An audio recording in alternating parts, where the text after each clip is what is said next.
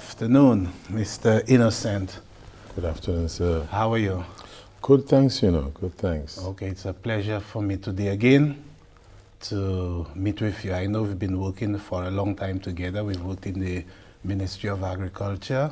We have been colleagues for very long, Yes. and now I know that you're working with CARDI, trying to strengthen CARDI and help it give much more than it has given to our country. And I definitely and most honestly know that you are working hard.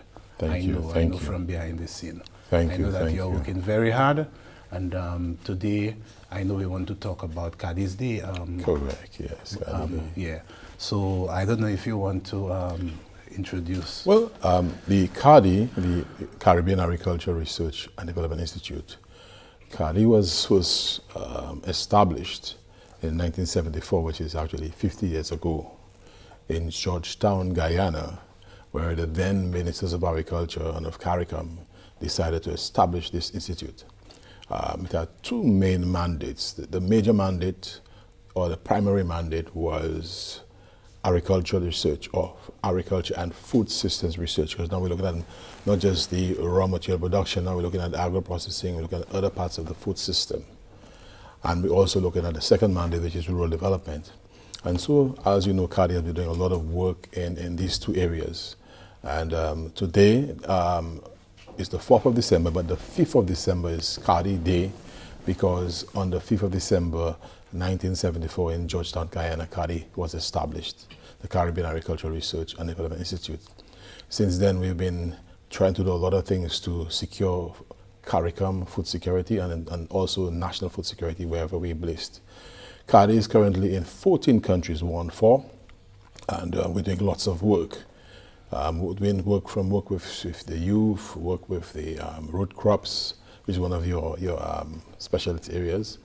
Work in mango induction. A lot of stuff have been happening, and we want to just talk about today, over the 50 years, what has CARDI really been doing over 50 years? That is where I want to reach. What has CARDI been doing? Of course, I mean, I'm not a novice to the environment, but we know that CARDI has been doing a lot of work. I mean, when we look at, I don't want to leave how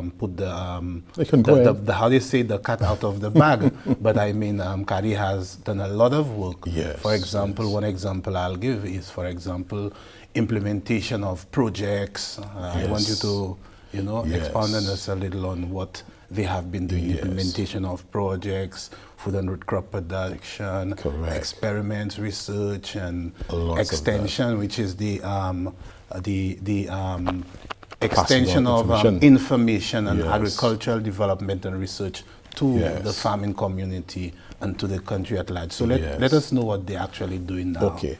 Well, I also want to, before I go deep into that, I want to mention, we have had some esteemed gentlemen that have worked with CARDI in the past years, like Sir Calix George, Dr. Edmonds, Ronnie Pilgrim, real specialists and professionals in the agricultural sector. From St. Vincent. Yes, Hilary George, a lot of guys, also Mr. George himself. And so all these gentlemen and those in the past and those now, we've really been trying to do a lot of stuff for national food security. I remember when I was at Ministry of Agriculture, one of the major things CARDI had done was the working with us in terms of our coconut project. Through the hands of our Ronnie Pilgrim, I remember we had almost about 1,000 coconut plants were collected from farmers, and CARDI was responsible for early sprouting of these plants and then redistribution to farmers. Then later on, I think the coconut industry went to the next level, where CARDI was influential in bringing together the national stakeholders platform for coconuts, which has now evolved or developed into Coconut Cooperative Society under the presidency of Sir Kenny Daniel. And CARDI, when the Ministry of Agriculture brought in the 5,000 lethal yellow disease resistant varieties, CARDI about a year or 2 years later brought in another 2,000 into St. Lucia and took the lead in exercising an application of these coconut plants because of how deadly the lethal yellow disease was in the other islands. And so CARDI has done a lot of work in coconuts in particular. But also we did some work in mango induction, the use of natural hormones that would cause the mangoes to induce the flowering a little earlier. Tell us than a usual. little more about that, because that is something I've been, I mean, you know, we practice it a lot in the pineapple. Yes. But I've been thinking on fruits such as mangoes, Yes. oranges, citrus, you know, the tree Yes. crops. How do they, well, what's it like? You don't want to give me the detail of the process. Right. But just give me a little hint. Sure. So it was through support from an Israelite professional from Israelites, and they had Mosa. Mosa, Right. correct. We had these natural hormones that you could apply to the tree that would cause it to catalyze its flowering stage. And I remember we did that at the field station, and we also did it on a few farms and proved its success. Later on, I remember when our very esteemed agronomist, Colin Paul, was on a project, Poppy. And I was working with Poppy where we did after that happened, we did some pruning of mango trees to engage, open light in so that it produced more fruit and flowering, and that was a tremendous experience.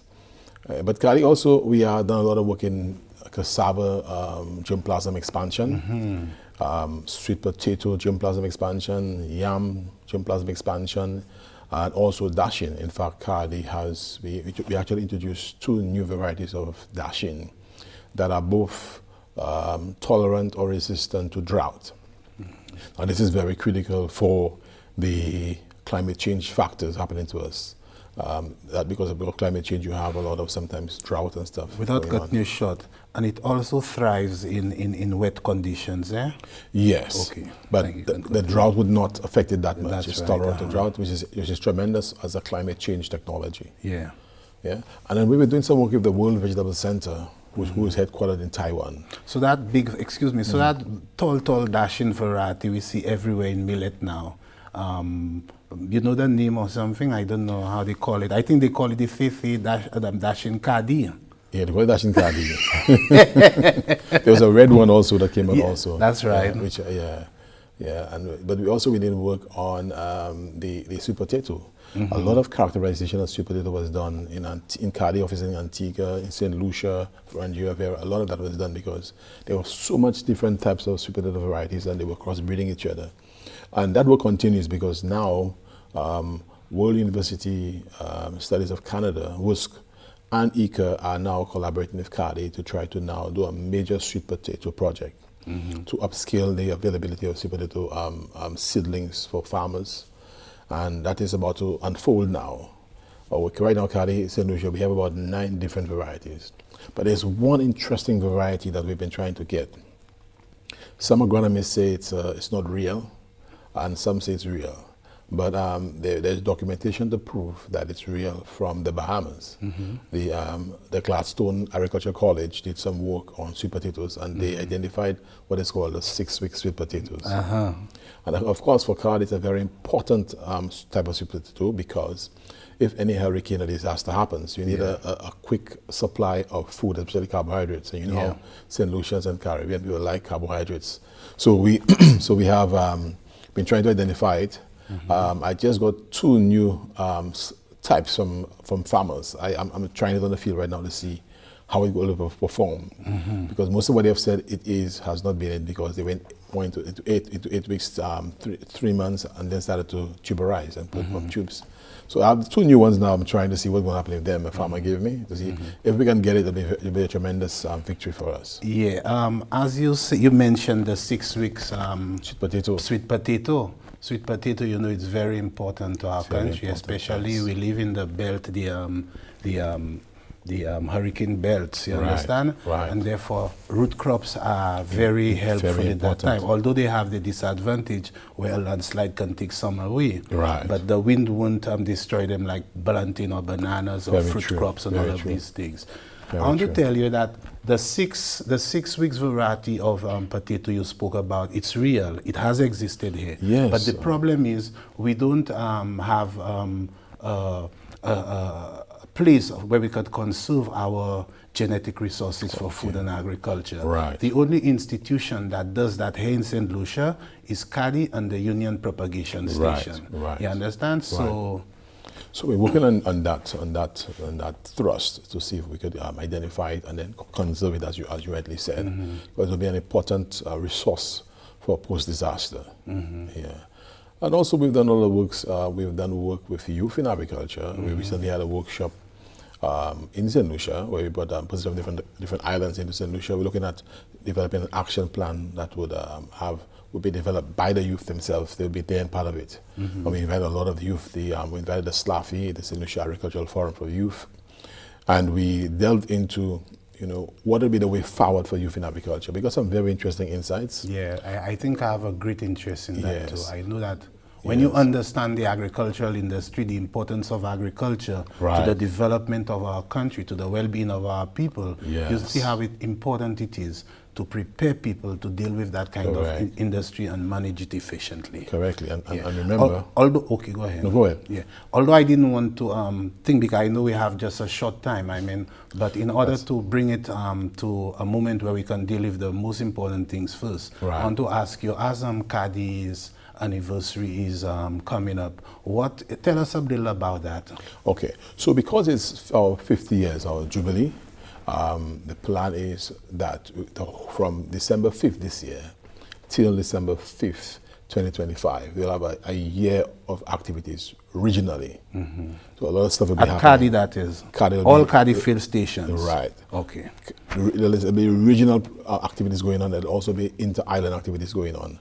And each island will also have their own activities going on. CARDI St. Lucia, on December 11th at our field station in Laris's Dennery, we'll have our CARDI Day activities. One of the things we want to do is, because it's 50 years since CARDI been existing, we want to give at least 50 schools 50 coconut trees shed among them for our 50 years. So 50, 50, 50. So 50 schools will be receiving at least one coconut, not any coconut, a very important coconut. It's called the Suriname brown dwarf. Yeah, I know that. Now, the Jamaicans came to St. Lucia when they saw CARDI had that, they were like amazed. They said like they've been going for the Caribbean looking for that particular variety of coconut, because it's a very unique, it's a hybrid. And secondly, it's very lucrative in terms of the amount of production it gives. A lot of production of coconut, a lot of production of water, and it's very short. So when we come back now, we will continue Yes, thank you. on the conversation. Thank you, man, All right, great. I know you can. Capable. What's in the food you're eating? Do you really even know? All the chemicals and hormones used to accelerate their growth. All the artificial flavoring, sweeteners and colors too. We consume and we don't spare a thought for the damage that they'll do. No, think about the children. Think about the children. How will we save them? Chemicals and GMOs are not the solution. Use organic and join. Excessive agrochemical use, additives, and genetically modified foods are harmful to health and the environment. Join the good food revolution. Grow, buy, and consume organic. A message from Rise St. Lucia and the Ministry of Sustainable Development with funding from the GEF Small Grants Program, UNDP. The Good Food Revolution. Okay, Mr. Innocent. I know CARDI has been trying to help in many places. CARDI has done so much good for the Caribbean and St. Lucia. I know we're working in the Ministry of Agriculture. Yeah. But how does CARDI connect with the schooling environment? You know, they say if you want to have a new generation with new features and advantages, you have to begin training them from small. Absolutely. You know, there's a thing, you give me a child when he's very young, and I'll give you a priest when he is mature. You understand? So tell us how you all connect with the schools. What you all doing? So we recognize the youth as the future. And in our succession planning for the agricultural industry, in collaboration with Ministry of Agriculture and ECA and all the other agriculture agencies and governments and CARICOM, we've had a strong arm in youth involvement in agriculture. We have established a number of school gardens in some of the other islands like Barbados and a few of the islands. School gardens have been established, the workshops in school, training in schools. And also we have, like I was saying before, we had the workshop with youth in St. Lucia to generate an action plan where the youth are involved in giving feet and legs to the action plan as to what needs to be done. And one of the very interesting insights that came up in that workshop was that the youth are saying that they want to do agriculture full time, but somebody need a little loan or something to help them. But because how farming is, sometimes a crop takes 3 months, 9 months, they're having issues financially. So when the banks go to them, the bank want a more steady supply. So they found a lot of them found themselves getting full-time jobs, and then in agriculture part-time. And so one of the requests, or one of the needs they had, was training, but after working hours or on weekends, on evenings. So CARDI has already decided, especially CARDI St. Lucia in particular, that that's what we want to look into. Come next year, we want to partner with other institutions and provide an online platform that these young people that want that training can get it after school or after working hours, like in the evenings. So that's something that's already been formulated to happen next year. Also, we have had the schools, like both primary schools, secondary schools, working with them. The South Wales Community College in St. Lucia. We have also every year we take interns from there, so they gotta get a little bit of a hands-on experience in research and certain level of agricultural activity. We take them in and train them. But apart from the youth, there are other things that are at play right now. For example, when we look at the whole idea of sustainable agriculture and the use of biological and natural control mechanisms. CARDI recognized that eucalyptus is a natural insect repellent. I mean, it's a good for massaging, but the scent of it also repels insects. And we have some very serious insect pests, like the South American palm weevil in coconuts and coconut mites. And what we have done, in particular for coconuts, we have introduced some kind of some sensors that you put in the trees. And once you set it up properly in the trees, any South American palm weevil that passes by, it picks it up and it downloads the information. So at the end of the day or end of the month, whatever, you have a count or demographics on what's happening in that area with the South American palm weevil. We also did some work on using golden seaweed, the natural insect repellent again, to help to control mites. That project started, it's not fully completed. It ended prematurely because of some issues we had, but that's going to be continued. But right now what we're doing, we're trying to get into St. Lucia with the assistance from the Plant Health Unit of Ministry of Agriculture. We're trying to get in eucalyptus plants. Now there are 3 types of eucalyptus plants. There is the Kochi eucalyptus, which is a very strong scent, but you must break the leaf or branch to get the scent. So we're going to bring that in to try it as an insect repellent. And then there's the globulus eucalyptus, which now this tree, you don't need to break a leaf or crack a branch, it just naturally has a strong scent. So we now want to take this globulus when it comes in and plant it alongside either coconuts or bananas. In bananas you have problems like the banana thrip insects.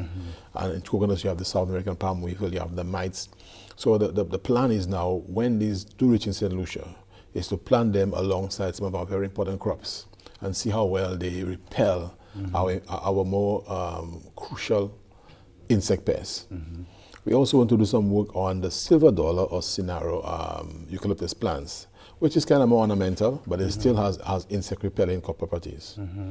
Now we have already been trying, we already have some coming indoors already in the country, and it's now a matter of trying to put them into an action plan and a scheduling and apply them, as I've mentioned before, next to important crops and see how well they do the repelling of insects. I'm trying to go a little far, I know time is going, but the other thing is, through CARICOM Ministry of Agriculture, because of the very heavy import bill on white potatoes, I know we spoke about sweet potatoes, but there's a heavy import bill. Potato chips is very important to a lot of food systems, a lot of restaurants, a lot of, even KFC, a lot of those food establishments use fried potatoes. So because of that, we are now we're trying to bring in, and we have already started in some of the islands already, to bring in white potato varieties that can perform well even in our tropical environment. And so pretty soon we will be receiving in St. Lucia. I think we need to have them already, but it's coming to St. Lucia soon, where we're doing work to try them out and see if we can reduce the food import bill for white potato. That's one of the things we really want to push and make happen, so that we can significantly reduce the CARICOM food import bill. Okay. I find that's very interesting. It's very good, and I can see that CARDI is still continuing to to demonstrate its ability Yes. to cope. But in terms of, I don't want to go into that detailed aspect, but just want to ask a little superficial question on it. In terms of financing, how is it? It's okay. It's y'all. Well, for us, you know, finances, I think everybody always need, and money affords you the opportunity to implement things because you need finance. So financially, we are normally supported by the governments, and that's why whenever we have our work programs, we try in the way forward to always have the Ministry of Agriculture's get an opportunity to see what we want to do and ask them, is there anything what we want to do that you want us to repeat, or anything you want us to do that we've not done yet? What is it you want? Yeah, something in the interest of the country. Right. Yeah, for example, come next year, one of the things that came from the Ministry of Agriculture in St. Lucia is scale insects. And what they're doing to breadfruits, and even in some aspects to some of our other tree crops. Yeah. When you look at Choisel and what's happening with the fruit fly, now, CARDI is already working on that already. We have already done research as to what we're going to use next year. What we're going to use, the same thing that we're going to use to control the scale insects, will work also against the fruit flies affecting the plums. Yeah. So it will be a tremendous benefit if when it actually arrives here in St. Lucia, come next year to make implement that project. Well, that is very important because I realized the fruit fly situation in St. Lucia for the longest while has been very, I would say, tedious, troublesome, you know? Yes. And I know CARDI has participated a lot. I remember even in the case of the pink mealybug, the amount of ladybird beetles we sent out, and CARDI was always instrumental. I remember going there and getting the beetles. Yes, I was part of that too. Yeah, so I think knowing CARDI, I mean, I have had right now, I can say at least 28 years of experience with CARDI, with the Ministry of Agriculture, and with other organizations, international organizations like civil service, like the FAO, you know, the JICA, the Japanese International Cooperation Agencies. And I can see that CARDI has been doing a great job. And the reason why I didn't really want to know much about the finance, but I just asked that question because CARDI is so important to St. Lucia and to the Caribbean. The amount of extension work it has done and what it is about to do now. And Mr. Innocent, I'm very pleased to say that I find that you are very enthusiastic and you're really concerned about CARDI, because every time you call me, you just get me full of CARDI. So I can say that's a great job you're doing. Thank you. I don't know how much time we remain, but I look forward to participating in that CARDI's Day and in whatever I can do to support the process.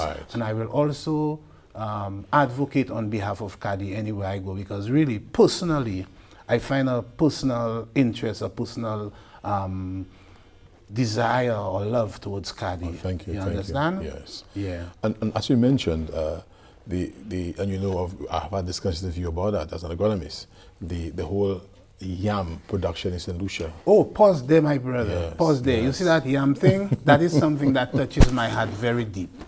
In fact, presently, our Minister of Agriculture is very concerned about it also. Yeah, it's very concerned, and I know CARDI has helped a lot in that. And I believe CARDI will still continue to help. What is it you all have for that area? Well, what we're doing right now, we are working with the Ministry of Agriculture, tissue culture technicians, and we're bringing in high quality yam planting material so they can do mass modification through the tissue culture technology. Right now we have the CARDI white yam and another local white yam, and we have some yellow yam, but we're trying to get kush yam also, because kush is hard to find now. Very rare. I've been actually going on the market on the Saturday sometimes. Well, these days you have to look for it. Start looking for it about now until about April. Yeah. About December I know we'll get, but I was trying to get it into the tissue culture processing or transformation process, so that by the time next year, May, June, we'll have some level of a high availability of yam, so that the yam production can go high up in St. Lucia again, because yam production has gone down. Yes, significantly. In fact, one of the efforts, the initiative that is being taken now by the St. Lucia National Conservation Fund is to finance the establishment of a yam germplasm, conservation of yam, conservation of all our agricultural yam, agricultural genetic resources. Well, we can collaborate with them because... Furthermore, I was about to tell you, well, we'll have to look into that because CARDI must give a help in that. Of course. Yeah, because we already started collecting planting material. We have, apart from the CARDI white yam, which I showed you, and the local white yam and the yellow yam, I even got from a farmer in Bexar the old-fashioned aerial yams. They used to have a yam that produces above ground. Right, because it forms the tuber in thing aerially, and above ground. Although most of them do that, but this particular one is not a local yam, you know. But it's a very good yam. Yes, but I have not seen it in. I just got from a farmer. So I've added it to our germplasm bank.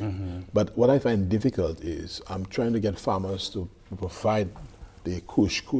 They want the kush, but I need them to give it to us, to give it to CARDI so we can work with them in agriculture and do mass multiplication so they can get a lot. But it's been a bit difficult to get that. So I'm still going, I go by the market every now and then. Well, Barry, I want to thank you this afternoon for your disclosure. I know the time is a little short. You'll have to deal with me on that after, but the time is a bit short, and I just want to thank you a lot. That's a wonderful, I think that that activity this afternoon will help a lot of people in knowing more about CARDI, and I believe a lot of people will come when they understand the importance of CARDI, what it has done, what it is doing, and what it will continue to do with the support of our country and us. Well, before we close, I want to say that in the interest and the spirit of social inclusiveness, CARDI has found that oftentimes persons with disabilities are left out of the picture, often.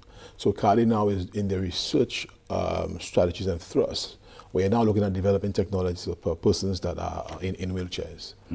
So they can't go in a farm, but so we have developing technologies. We have designs, we have drawings. We have exhibited a few at our shows already. But we're working on that so that you have in a wheelchair, you can drive into a place where you have your vegetables growing and vertical gardening. You have a tank with fish in it for you that you can use to do as your protein. You have your vegetables, and you can grow your sweet potato underground. We have a design where you have a cupboard with drawers, and in the drawers you have the tropical mushrooms. So when you close the drawer, the mushroom gets the darkness they need, and then on top you have your technology. Yeah, so we're developing these things. We're looking for support though, because we have so many different designs. We need support for the institutionalization of it and the mass production, because we have in St. Lucia a lot of people that are in wheelchairs, and we have been working with the National Council for Persons with Disabilities. So they're working with us, but we're looking for funding to make some more technologies for them. Okay. Well, based on what I see happening, I know you will get the support, CARDI will get the support, the government will give it, we will give it, and let us see how we can make this thing a reality, a successful reality. Thank you very much. Thank you. All right.